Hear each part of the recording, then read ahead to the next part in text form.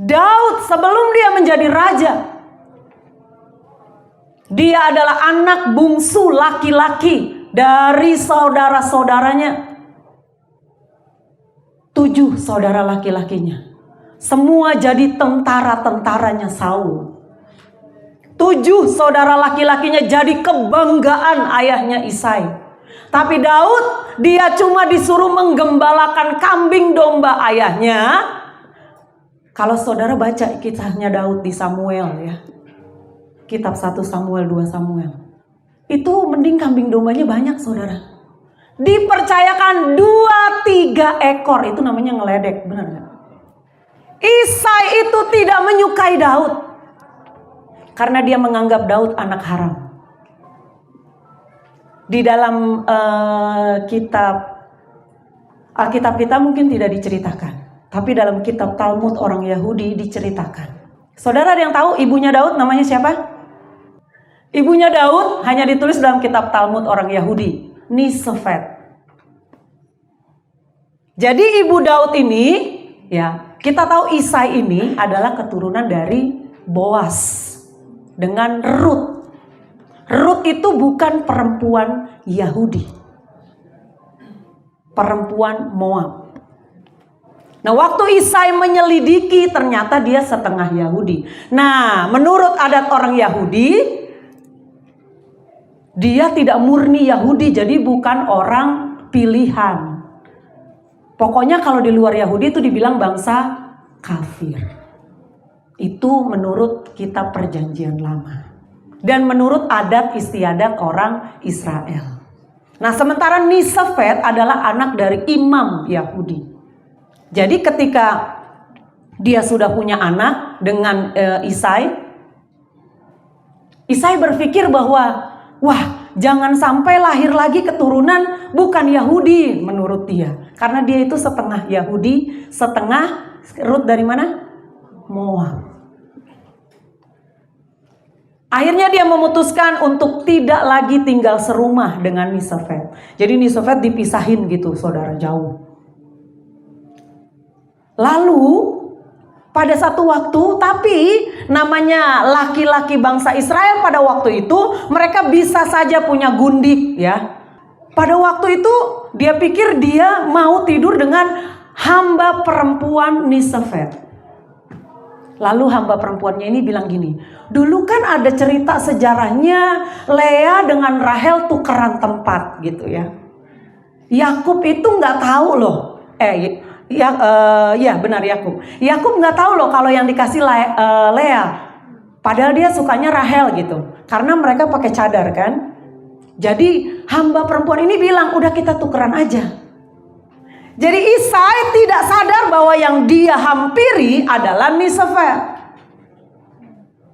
Jadi dia nggak tahu tuh bahwa itu istrinya. Dia pikir itu hamba perempuan istrinya. Sampai akhirnya kedengaran Nisefet hamil. Makanya dia bilang bahwa Daud adalah anak haram, padahal anak dia. Makanya ada beberapa mazmur Daud yang melukiskan, aku seperti orang asing di tengah saudara-saudaraku. Aku seperti orang yang dikucilkan di tengah anak-anak ibuku. Ada itu mazmur Daud dia tulis.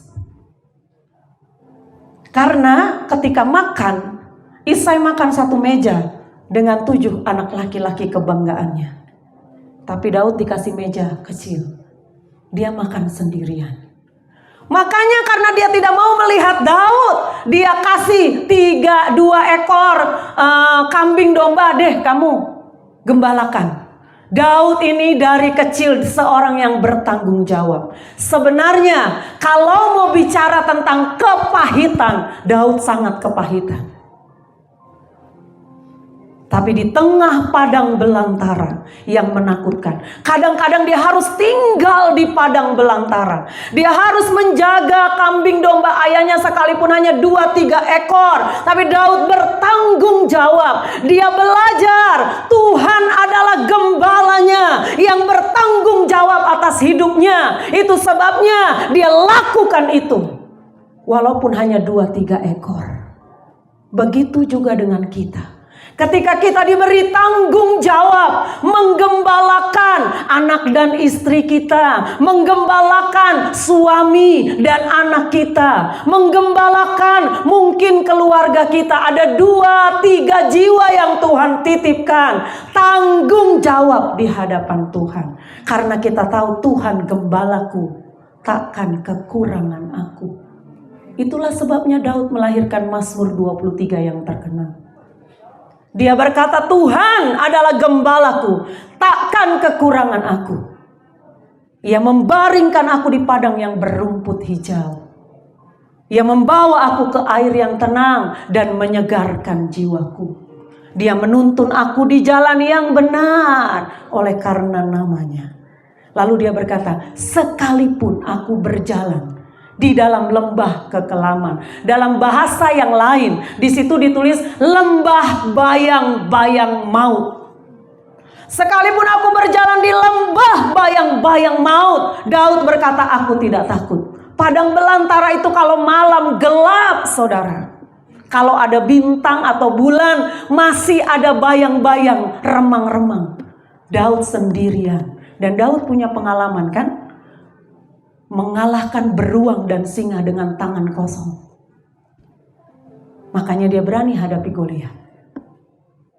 Jadi pengalaman padang belantara, ketika dia menggembalakan 2-3 ekor kambing domba ayahnya, itu membuat dia dekat dengan Tuhan. Dan kedua, terlatih menghadapi setiap kesulitan.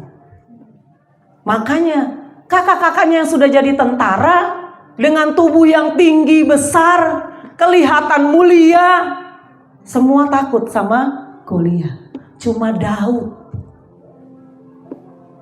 waktu dia bilang, kenapa ini orang yang tidak bersunat ini? Kenapa dia selalu ngomong begitu? Orang yang tidak bersunat.